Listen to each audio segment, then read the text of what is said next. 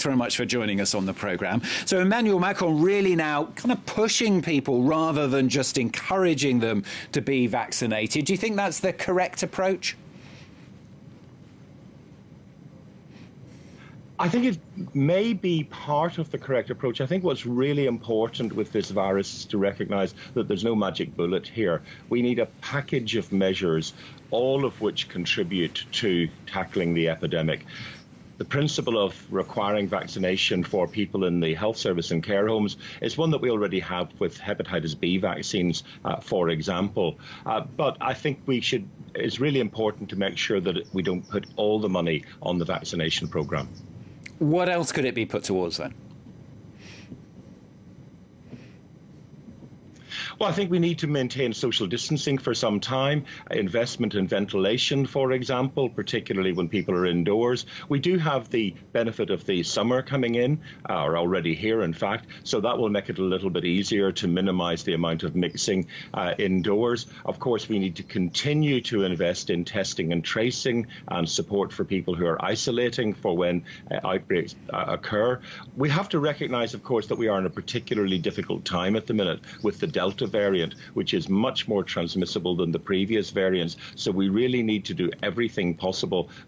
Getting the vaccination rate up will be good, but it will take some time, particularly to get people their second dose and then a couple of weeks after that to be protected. So it would be important not to let up on all of the other measures. It's interesting to hear you mention a lot of those measures because you're in the UK where the government is just about to make it no longer legally important or legally vital to wear a mask, for example. I mean, are you worried about that difference? Because on the one hand, we've got Emmanuel Macron bringing new measures in to try and rein things back, exactly when the UK government seems to be doing almost completely the opposite. Well, it's very difficult to know what the UK government is actually doing because last week they were talking about Freedom Day. Ministers were going to television studios saying that they would not wear a mask in future. And then as the result, and that of course was reflecting the pressure on the backbenches from their own MPs. But as the polling data came out over the weekend and showed that the overwhelming majority of people were in favour of continuing some restrictions, and they were also getting letters from people who were clinically vulnerable who were saying, well, what do I do here? There was definitely a rowing back. So although the government is now removing the legal requirement, it has set out a very strong message that it expects people to continue to do all of the things that they were required by law to do. This has created a great deal of confusion. And is that going to be enough, though? I mean, just asking people almost politely to wear a mask, for example, in the kind of situation we're in at the moment, I mean, that's not pushing hard enough, is it?